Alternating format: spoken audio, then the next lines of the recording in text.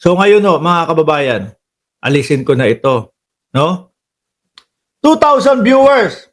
Aba, si 648 ang ating like ha. Pindutin nyo na po yung like button upang sa ganon, mas i-share ni YouTube ang ating mga ginagawang content araw-araw ho. Ngayon, ito, yung anak ni Tebes, mga bossing.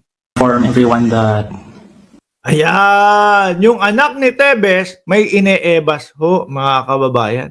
Kasi nga ho, gabi ng Tuesday, si Tebes ho ay inaresto ng mga kapulisan, no, ng Timor-Leste. Ito, pakita muna natin, oh.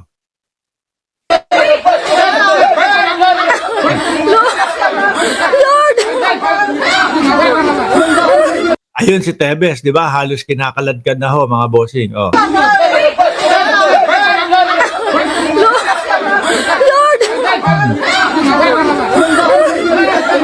Laki din ng bahay sa Timor-Leste, ano? Buhay hari din, oh. greetings everyone. I'm Ito, anak ko ni Tebes, mga bossing, may papaliwanag. making this video to inform everyone that my father, Arnie Teves, has been kidnapped. Ay! Grabe! Ayan daw. No, nananawagan sa mga kapwa Pilipino na yung kanya daw pong tatay ay kinidnap daw po. Bakit ganun? Sa tuwing may mahuhuli po, sa tuwing may aarestuhin ang mga kapulisan, kapag ka mga DDS, sa loob man ng Pilipinas o sa labas man ng Pilipinas, basta kapwa nila DDS, ang sasabihin, kinidnap po. Anong nangyari? No? Parang ang lumalabas ho, ang mga kapulisan po, kapag dating sa DDS, mga kidnapper na po. Ano? Oh, ulit. Greetings everyone. I'm making this video to inform everyone that my father, Arnie Teves, has been kidnapped earlier today at around 8 p.m. Timor-Leste time. Oh, sa Timor-Leste nangyari ha. Sabihin mo kaya yan doon sa kapulisan ng Timor-Leste. Sabi ni Frozen Soul, kidnap sounds like. Oh, iisa yung ano nila kapag ka na-aresto po, yung mga DDS, yung mga hinahangaan nila, ang unang sasabihin ng mga DDS, naku, kinidnap si Tebes, naku, kinidnap si Pangulong Duterte. Anak ng tinapa. Sabi ni Julio Madrid, oh, loss mo, kumita na yung kidnap. Correct. Di ba? Oh.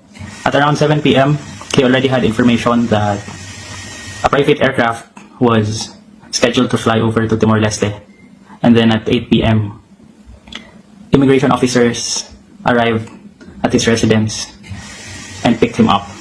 Oh, immigration officer ho. May mga beng-beng din may mga kasamang kapulisan. At ayun nga, kinaladkad, ano? They just picked him up without documents, without warrants, or any form of legal documents. They just came in forcefully.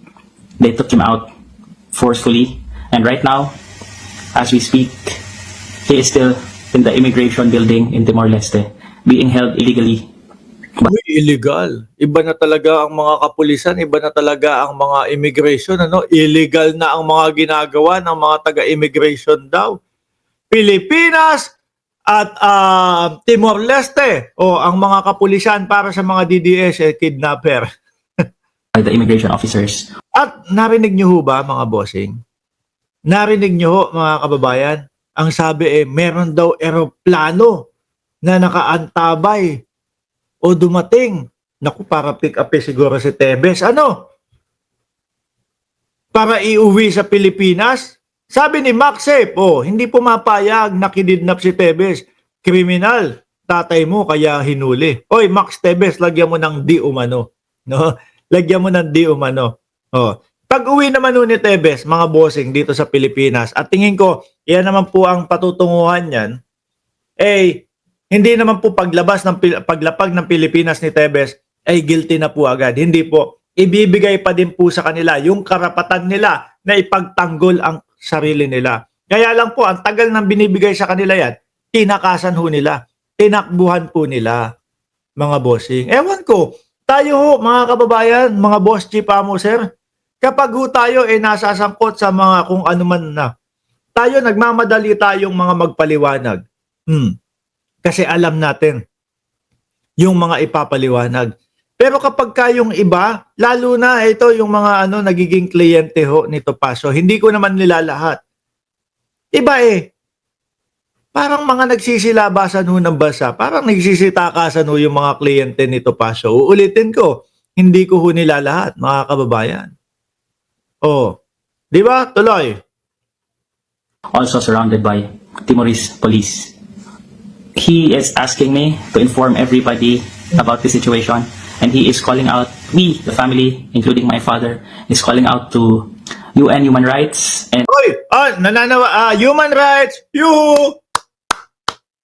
human rights, nananawagan po sila, no? Human rights, nananawagan po sila na inaabuso daw po ang karapatan ni Tebes, no? Nananawagan sila, tulungan nyo daw po si Arnie Tebes. Tuloy. I personally am calling to every department all over the world. Please help us. My father already won the case against the extradition, and then they filed a motion for reconsideration for the Hindi kung ganun din, hindi na uulitin yung kay De Lima. Diba, nanalo na si De Lima, acquit na si De Lima diba? Kung ganun pala hindi na din dapat busisiin yung kay De Lima. Ganun lang previous decision made by the Timorese court. And Timorese din ang mga humuli. Timorese immigration din at police ang kumuha kay Tebes. Ba't sa Pilipinas ka nagreklamo ba? then again, the Timorese court ruled in favor of my father. So supposed to be, he should be in Timor, living peacefully and safely. Sabihin mo yan sa gobyerno ng Timor-Leste. Nanalo na! Nanalo na! Yung tatay ko, doon yung sabihin, yung mga Pilipino, wala namang magagawa dyan. Mag-aabang lang kami. Mag-aabang lang sa pag-uwi ng Pilipinas si Tebes. But we were shocked to see that just last night, he was illegally kidnapped and is now illegally detained together with his lawyers. They were a little harmed in the process, including the lawyer. And I will be posting, as per his request, I will be posting a video of him and a video of the incident when they illegally kidnapped and picked him up. I think, we believe that they are doing the same thing as what they did to Tatay Digong. Naku po, ayan na yung sinasabi ko. Ayan na! I think what I believe, they did this, no? With Tatay Digong. Parehas kinidnap. Kinidnap si dating Pangulong Duterte. 10 oras yung kidnapan bago maisakay sa eroplano. Tambak ang kapulisan.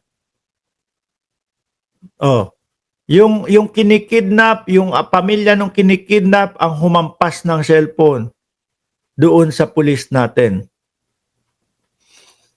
Kinikidnap, 3 lawyer ang nakapalibot sa kanya. Ibang klase. No? Kidnap nga sa tatay nila. The former president of the Philippines, where they will just detain the person illegally and fly him out wherever they want. Naku. Hindi, yung kay Tebes naman. Ano sabi? Kinidnap daw si dating Pangulong Duterte tapos merong eroplano ililipad daw kung saan nila gusto. Sandali lang. Warrant of arrest, boss. No? Galing ICC. Nasaan ba ang ICC? Nandun sa Netherlands. So, hindi kahit saan lang gusto ilipad. Yung tatay mo naman, ang nakikita naman natin, mga boss chief mo, sir, ililipad yan, pabalik ng Pilipinas naman.